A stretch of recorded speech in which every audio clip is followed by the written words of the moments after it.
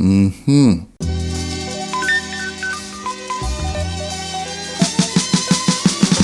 we're making a beef soup, a nice hearty beef soup at that. And as you can see, we have a whole set of fresh ingredients, so you know it's gonna be best. You know, we have fresh beef, we have, you know, some fresh tomatoes that I get from a friend, straight off the vine, and off the plant. You know what I mean? We have, you know, pumpkin, pimento, some hot peppers, onion, garlic, thyme, celery, carrots. Trust me, this is gonna be a real nice recipe. So let me get into it one time.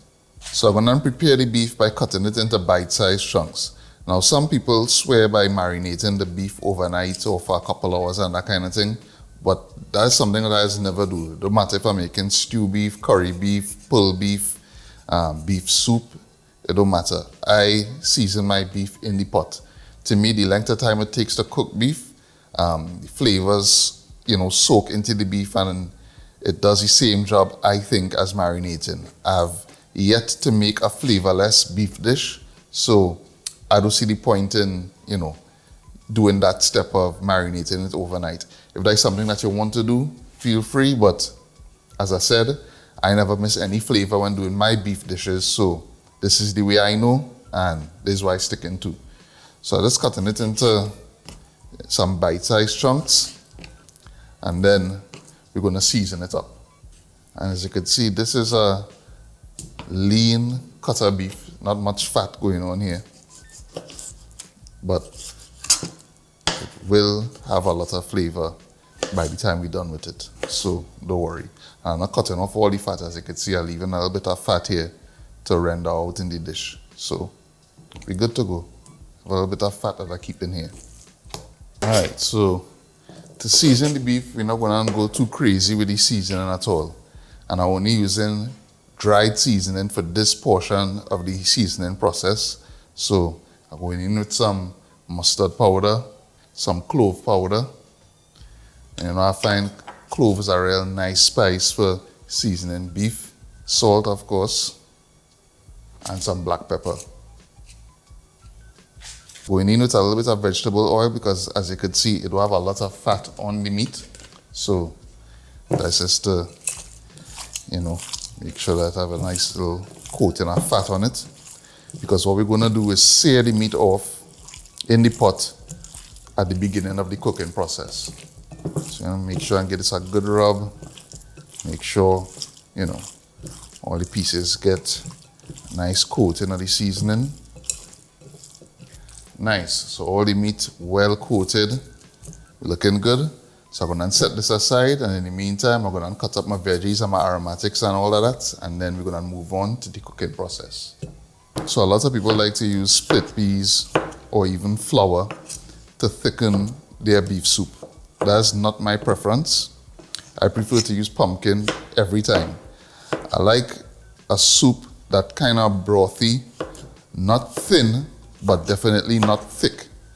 That's, you know, a regular split pea soup would be. So for me, pumpkin is the perfect thing to achieve that. Put this in and it will melt down real nice in the dish and give it a nice kind of smooth, creamy, yet not too thick consistency. Of course, you know, we had to use pimento peppers to flavor the pot, and these are for flavor, not for heat, so don't worry about removing the seeds and all of that drama. And I'm just giving these a rough chop because this will melt into the soup, disintegrate and impart all its great flavor. And you know, I'm not using any bouillon cubes or anything like that, so we have to go in with, you know, a lot of aromatics and that kind of thing to really build flavor. So you might think that 2 onions is a lot, but it is not, because as I say, we're not using any additional flavor cubes to achieve flavor. All our flavor coming from fresh ingredients.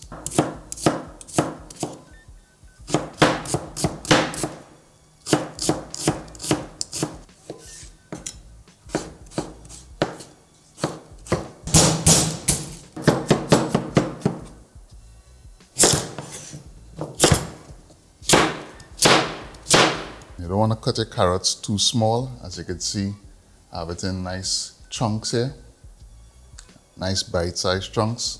You don't want it to disappear or turn to mush in the pot. So my provisional choice for this soup is potato, because I really want the beef to remain the star of the show. And I'm also going for a kind of meat and potatoes finish with my beef soup. But if you wanted to use sweet potato or Edo's, dasheen, feel free. But I real good with the potatoes, so that's what I'm using. And again, you're cutting it into like 1/2-inch cubes, because you really don't want it to melt away in the pot. Now I'm gonna keep it real with all you. Usually I would cook this regular pot 3 to 4 hours and let it cook low and slow, but I'm real hungry and I need to eat this soup soon. So we're using the pressure cooker today. First thing I wanna do is brown the meat. So going in here.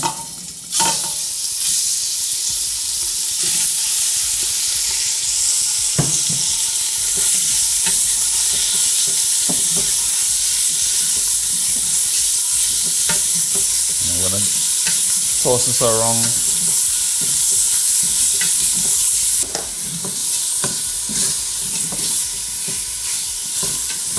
So what we are achieving here with this step is not just adding color, but sealing and searing the flavors of the seasoning that we added to the beef, the mustard powder, the clove powder, salt and the black pepper. That is really going to penetrate the beef here and really give it some great flavor. And a misconception about these kind of one-pot dishes is that you could just throw everything in a pot and it will come together by magic. And that's the furthest thing from the truth. You really had to pay attention to the different steps in this, because cooking is a science, and the way that the heat interacts with the different ingredients is really going to change the final outcome of the dish. So don't just throw everything in and figure it must come together. Nah, you're taking it step by step to achieve maximum flavor. So now that we have a nice color going on the beef, a nice sear, what we're going to do is remove this from the pot and return the pot to the heat. Add just a little tablespoon of oil, and now we're going to go in with our aromatics. So onions, pimentos, celery, garlic, and let this saute for a little bit. Alright, now we want to go in with the pumpkin, tomatoes, and we season with salt and black pepper. And it's important to season in stages, because this is the base of the soup, so you really want it to be flavorful. So do not skip or skimp on the seasoning at this point. Add in 2 bay leaves, some fresh thyme. Just gonna pull it off the stalks here. And no chinks on the thyme, because that is going to give the dish a real nice flavor. So don't be afraid of putting too much thyme into this. Pun intended.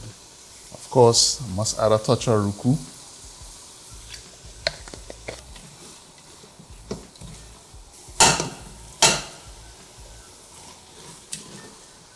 I add in about 6 cups of water.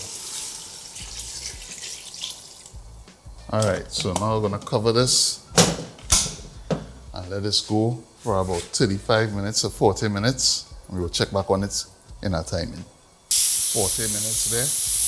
We're going to let this cool down and then pop off the top and see what we're looking like. Open it up and see what we're looking like. Steamy. Nice, man. Looking good, looking good. So when I check the doneness of the beef, looking good. I was able to cut it with a spoon, so that means it's tender. And again, we need about another 6 cups of water. Going in with the potatoes. Gonna add the carrots.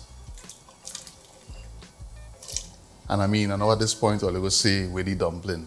All you know me, I do put dumpling in soup. Dumpling in soup. Stop it. Flame on. Dumpling is not for soup. So, give me a chance. Must put Scotch bonnet pepper though. Must have that. And yeah, at this point, you just want to let it come to a boil. You want the potatoes and the carrots to cook. Now, you don't want the potatoes and carrots to cook until they're too tender. Because what happens is, once you turn off the heat, they will continue to cook. So you want it kind of al dente. A little bit firm still. You turn off the heat, they'll continue to cook, but they'll be perfect when you're serving it. So you give it about 10-12 minutes, and we should be ready. And as you can see, got a nice rolling boil here.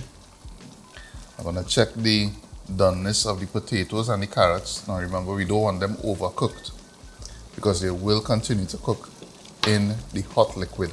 Something I forgot to mention about allowing the potatoes to continue to cook in the liquid is that it will release some of its starch and thicken the broth a little bit. So it will get slightly thicker, but again, because we didn't use anything like flour or split peas, it's not gonna get too thick. So it'll be good. It'll be good. Right now we're real good. And a little thickness never hurt nobody.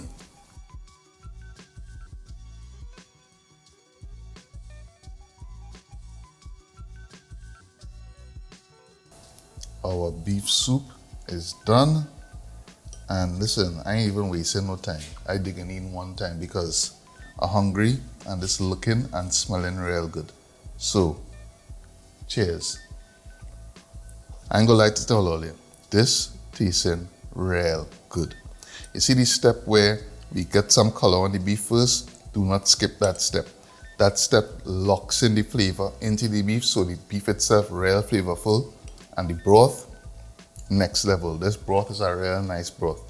You wouldn't think to put tomatoes inside of this, but trust me, tomatoes in the broth, real, give it a nice brightness. Everything that's working well together. The ruku, the bay leaf, the pimentos. I ain't gonna lie, this is real Caribbean cooking.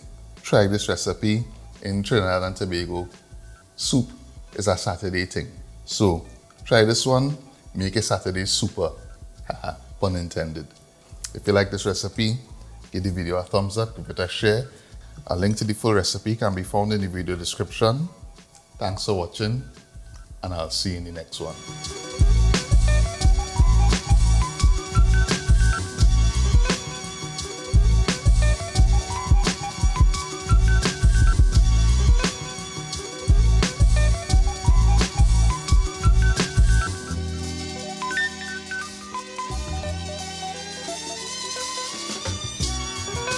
Mmhmm.